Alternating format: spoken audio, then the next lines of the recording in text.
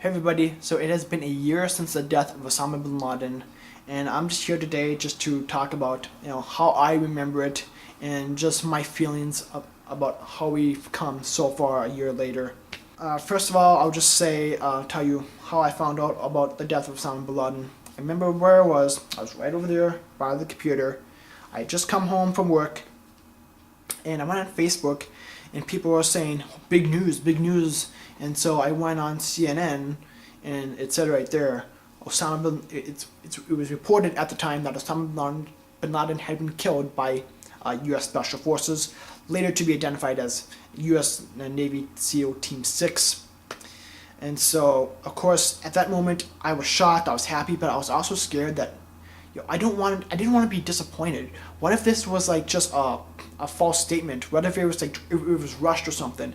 Because I didn't want to take that. I didn't want to take that because after almost a decade of trying to find this man, I didn't want to be let down. But sure enough, about 10:30 my time, 11:30 Eastern time, President Obama came out and told us the entire story about Osama bin Laden being killed by the Navy SEALs in Abbottabad, Pakistan. And it was just so relieving. It just, I think there was a point where all of us thought we're never going to catch him. Like, it's just not possible. But after a greater part of a decade, we finally found our man and brought him to justice. And after a year later, it just feels so good to know that he's not around anymore. I remember after President Obama's speech, I went to the fridge, and luckily I had one bottle of beer left.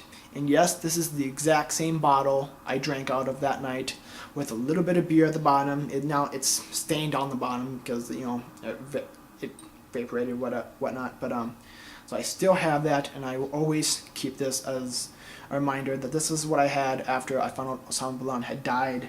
The next day or 2 days later, I got Time magazine, and to this day, I still pick it up and I read the articles because it was just such a defining moment, and it just feels so good that even after all the controversy and all the people that gave their lives to bring this man to justice, finally we were able to get him, and it just felt so good. It's just tragedy that so much was lost, and we sacrificed so much just to get one man, but it feels humbling. It feels great that such an evil person is finally gone, and the sacrifices of our brave young men and women was not in vain. We got our man, and we brought him to justice. And so my heart goes out to all of the families that lost loved ones in the war on terrorism, and I appreciate and respect and love all our soldiers over there right now, defending our freedoms and rights.